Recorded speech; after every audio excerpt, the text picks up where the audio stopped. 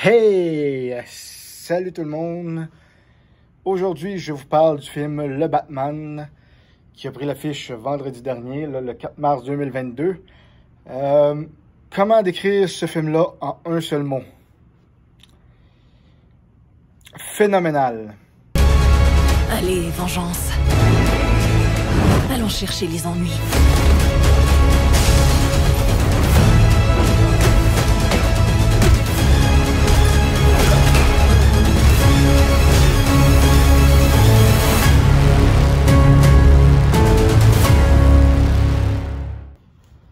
Hey! Salut tout le monde! Alors, comme vous avez vu dans l'intro, aujourd'hui, je vais vous parler du film Le Batman, mettant en vedette le fameux Robert Pattinson dans le rôle de l'homme chauve-souris. Bon, il y a beaucoup d'affaires à dire. Le film dure 3 heures. C'est pratiquement impossible d'en parler en 2 minutes et demie, à part de dire que juste c'est excellent, merci, bonsoir. Mais je veux élaborer un peu plus parce que ceux qui me connaissent savent que Batman, c'est mon super-héros préféré. Ben, super-héros. Un justicier, parce qu'il n'y a pas vraiment de pouvoir. Mais, en tout cas, c'est incroyable. C'est sûr que, comme beaucoup de monde, j'étais un peu sceptique à l'idée de voir Robert Pattinson dans le rôle de Batman. Oui, Robert Pattinson, c'est un vampire dans Twilight. Un vampire qui brille au soleil. Oui, mais moi, je l'ai vu dans d'autres films, que ce soit La Rage de vivre avec Émilie de Ravin, que ce soit The Lighthouse. Puis il est capable de faire d'autres choses que juste un vampire, pas d'émotion, qui brille au soleil, puis qui se bat contre des loups-garous, tu sais. Là, quand j'ai vu le film The Lighthouse avec Robert Pattinson et Willem Dafoe, c'est là que j'ai dit « Asti, il est écœurant.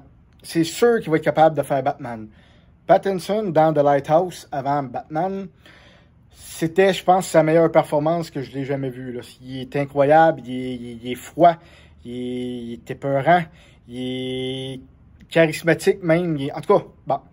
Fait que quand que j'ai vu le The Lighthouse, j'ai dit, Batman, il n'y aura aucun problème à le faire. Et puis, je vais vous le dire tout de suite, il est écœurant, mais dans le bon sens du terme. Il est tout simplement... Peut-être pas au niveau de Michael Keaton. Michael Keaton, c'est quand même le premier Batman que j'ai connu, à part Adam West, là, mais lui, mettons, on va dire que ça compte pas Adam West. Dans les films Hollywood, puis les longs films violents sombres, le premier que j'ai connu, c'est Michael Keaton.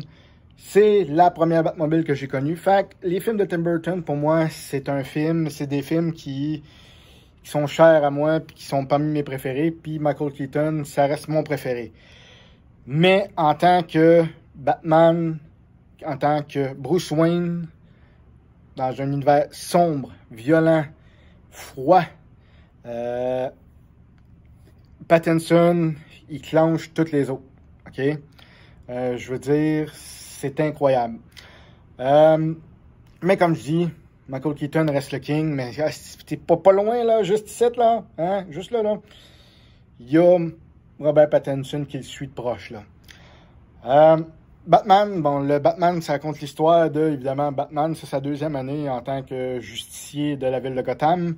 Et puis, là, il y a le Sphinx qui arrive le Sphinx, un homme mystérieux qui se fait appeler The Riddler, donc le Sphinx en français.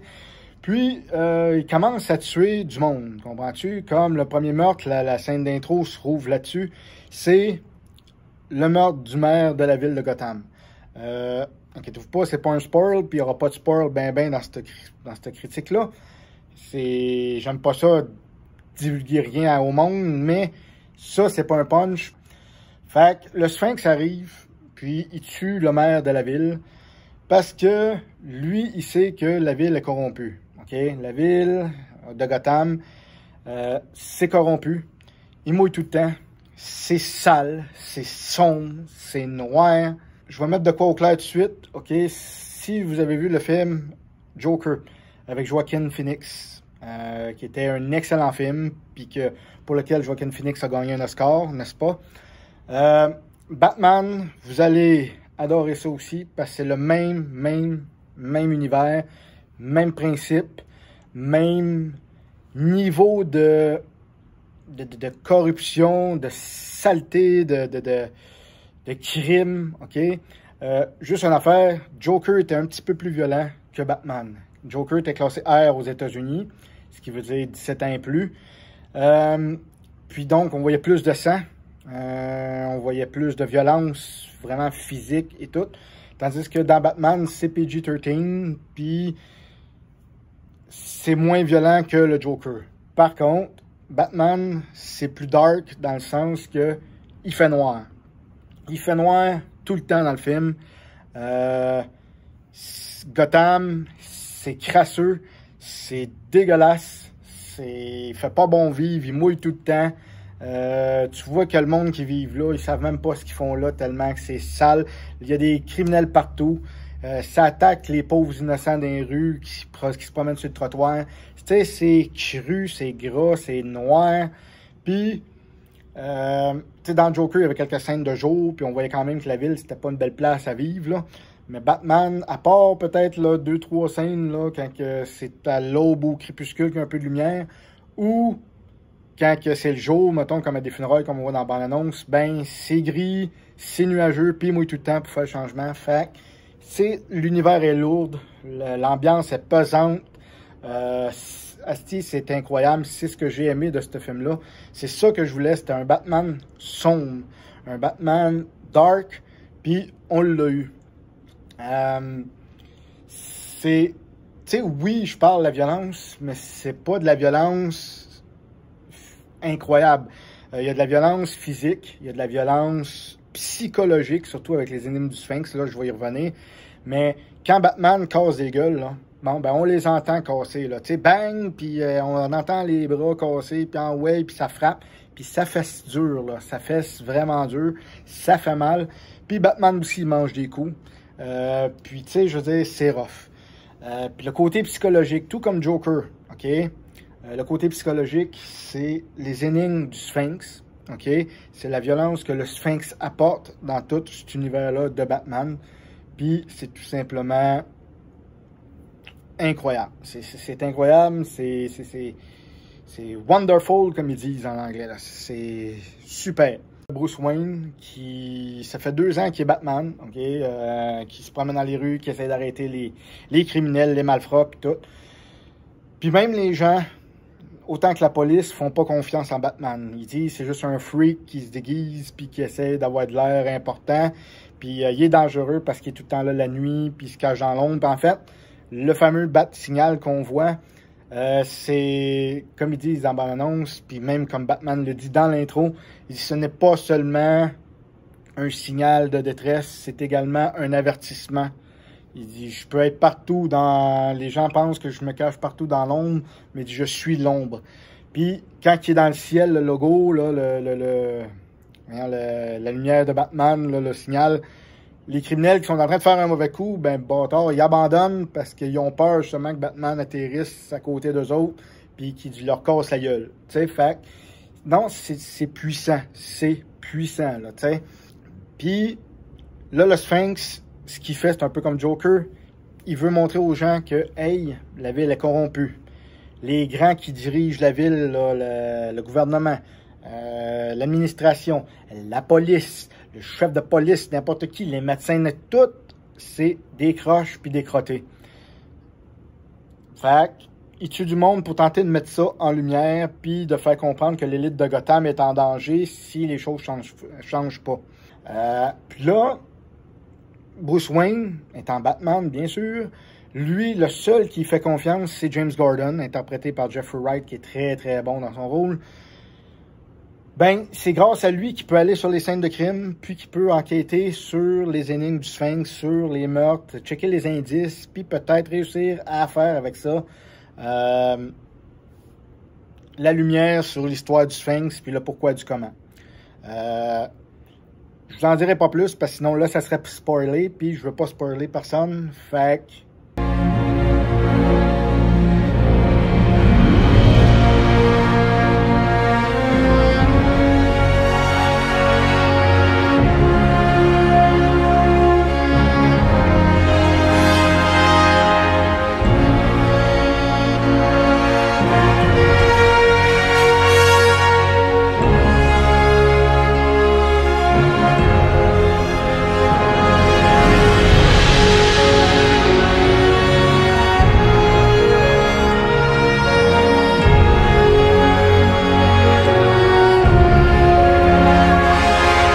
la musique, hein? L'avez-vous entendu? Hein? Tu sais, je veux dire, on peut pas rester insensible à la musique. Surtout que cette chanson-là, ça s'appelle Funeral and Far Between. Écoutez, je revois encore la scène dans le cimetière, puis tout ça avec la musique, puis l'orchestre qui monte, j'en ai encore des frissons, là. Regardez, là, j'ai des frissons encore, ça n'a pas d'allure. La musique est pour quelque chose. Un film pas de musique, ça serait plat. Hein? Je veux dire, la musique est là pour quelque chose. Pareil pour quand il y a une fameuse scène avec Alfred puis Bruce Wayne, que ça l'a touché du monde au cinéma, parce que quand j'ai été le jeudi passé, puis que on était peut-être 60 dans la salle, c'était des fans de Batman, donc ça l'a touché le monde, ça l'a, tu sais, ça met, ce qu'on dit, un poids aux scènes, puis c'est incroyable. Fait que Michael Giacchino, parfait, c'est incroyable. Catwoman, Zoe Kravitz, j'étais un petit peu sceptique elle aussi. J'avais vu ses autres films qu'elle a fait, c'est pas une actrice qui va gagner un Oscar ou quoi. Mais là, je me ravise avec le rôle de Catwoman. Je dis pas qu'elle va gagner un Oscar pour Catwoman, loin de là. Par contre, miaou, est Catwoman. Tu sais, je veux dire, elle marche en féline, elle est sexy, elle est cute, elle est drôle. Ben, drôle. Pas tant que ça. Mais je veux dire, à l'âge des affaires, comme la fameuse phrase, là, quand Batman, il dit quelque chose, puis que là, elle la regarde, puis elle dit « J'ai 9 vies », tu sais, ou il dit quelque chose comme « Gâche pas ta vie », puis elle répond « J'en ai 9 ». C'est quelque chose dans ce genre-là, là. C'est incroyable. Elle se bat en maudit, elle donne des coups de pied, elle botte des culs, c'est exactement une Catwoman qu'on voulait. J'ai rien contre Michelle Pfeiffer, ni Anne Hathaway. Mais elle est vraiment pas mal là en haut. Tu sais, oui, Michelle Pfeiffer, c'est un peu comme Michael Keaton. C'est celle qu'on a connue. Elle est haute dans le palmarès, mais Zoe Kravitz, c'est en arrière pas mal. Fait que dans le prochain film, s'il y en a un autre puis qu'il est encore là, oups, ça se peut que là, Michelle Pfeiffer soit obligé d'être à la retraite. C'est incroyable. Évidemment, Paul Dano, le Sphinx. C'est fou. Ses énigmes sont hot. Il me fait penser à Jigsaw, OK, dans Décadence. D'où le fait que si le film aurait été classé R aux États-Unis comme Joker, là, on aurait vu des choses pas mal plus pires que ça et ça aurait été le fun. Ça aurait été très, très intéressant de voir ça. Il y a une place à un moment donné qu'il y a quelqu'un qui est comme dans une espèce de piège, justement. Il est pris, là, les mains de même, puis une cage, puis il y a comme des rats qui se promènent. Écoutez, ça aurait été écœurant, ce bout-là, qu'on voit les rats, ils mangeaient à la face ou quelque chose. Mais ils n'ont pas été jusque-là. Puis je peux comprendre aussi qu'ils veulent pas mettre de la violence juste pour mettre de la violence. Tu sais, je veux dire, Joker, c'était autre chose. C'est le personnage qui est fou. Faut que tu montes de la violence quand même. Tandis que Batman, il est pas si fou que ça. Je veux dire, fait faut pas non plus juste mettre de la violence pour mettre de la violence, puis tout ça, puis barrer des portes à un certain public, je comprends. Mais ça aurait été le fun. Mais le Sphinx est dérangé. Paul Dano est excellent dans son rôle. La voix, même la voix qu'il prend, là, une voix qui fait peur, là, qui était peurante. Écoute, c'est comme Jigsaw, mais dans l'univers de Batman. Et puis, c'est excellent. Comme je disais, tout est bon. La photographie là-dedans est belle. Même si c'est sombre, c'est noir, c'est crasseux. Il mouille tout le temps. Mais Batman, c'est une chauve-souris. Batman, il est surnommé la nuit, puis une chauve-souris, ça vit la nuit. Hein? Fait que esti, ça se passe la nuit. Bon, c'est aussi simple que ça. Mais la photographie est belle, les images sont belles, les cascades sont hautes, les scènes de combat sont bonnes. On dirait qu'on joue à Arkham, à la trilogie des Batman Arkham, là, ou la quadrilogie des jeux, là. Vidéo, tellement que les scènes de combat sont bien chorégraphiées, puis comme je disais, quand il frappe, ça fait mal. Puis Batman, étant Batman dans sa 2e année d'existence, il n'est pas au niveau, comme je dirais, mettons, de Michael Keaton, que, pensez-vous, j'arrive, puis qu'il y a un personnage, mettons, à la fin du film, qu'il y a de la misère, puis tout ça. Non, là, Robert Pattinson, il mange des claques, il mange des coups de poing. Il a de la misère avec ses propres gadgets parce qu'il n'est pas habitué. Tu sais, je veux dire, mettons, il prend le grappin, il tire, puis il passe au travers de la vitre, puis il tombe à pleine face. Puis la fameuse scène de l'horloge qu'on voit dans la bande-annonce, là, vous l'avez vu là, pendant que je parle. Quand il saute en bas, puis il plonge, puis il se laisse planer en wingsuit. C'est écœurant, cette scène-là, mais tu sais, ça finit pas comme on pense. Puis je vous dis pas de spoiler encore, mais ça fait réfléchir au fait que Batman est un humain en arrière de ça.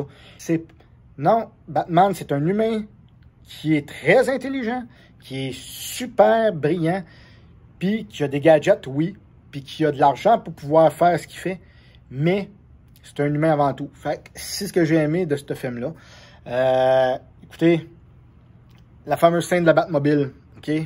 La Batmobile, quand elle arrive, c'est incroyable. C'est incroyable. Le son de ça, le son du V8 qu'il y a après ce char-là, le feu qui sort des pipes, là, puis qui... En tout cas, c'est incroyable. On a eu, tu sais, dans le cinéma, il y a comme eu une espèce de... Oh! Tu sais, tellement que le monde... On se n'attend, puis on se n'attend pas, là. Mais tu sais, on s'attend qu'elle va arriver, mais au moment où elle arrive, puis que Batman apparaît, puis le son, là, incroyable. Puis là-dessus, ben, je donne la note de 10 sur 10 au film Le Batman. Ben oui, la note parfaite, évidemment. C'est tout comme IGN l'ont fait, tout comme certains autres aussi ont donné 5 étoiles, puis tout ça. Je veux dire, les critiques, la plupart ont aimé ce film-là.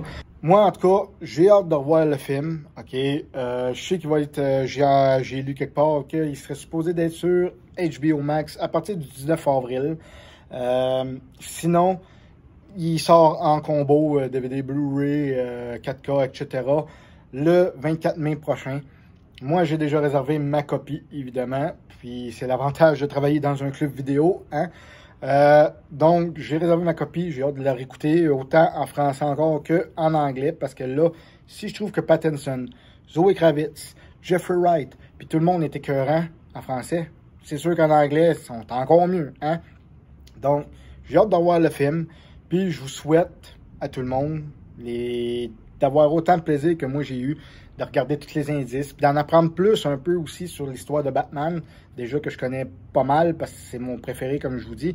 Mais, tu sais, ils sont allés jouer dans certaines bandes dessinées, parce que beaucoup de fans de comics disent que c'est un comics que tu regardes à l'écran, c'est basé sur des comics, puis ça a l'air vraiment de l'univers de Batman, parce que c'est Batman détective qu'on voit vraiment enquêter, puis c'est ça qui fait que c'est le fun, puis que c'est rafraîchissant, enfin. Puis, un film de héros comme ça, qui enfin exploite le côté de Batman détective, on pouvait pas demander mieux.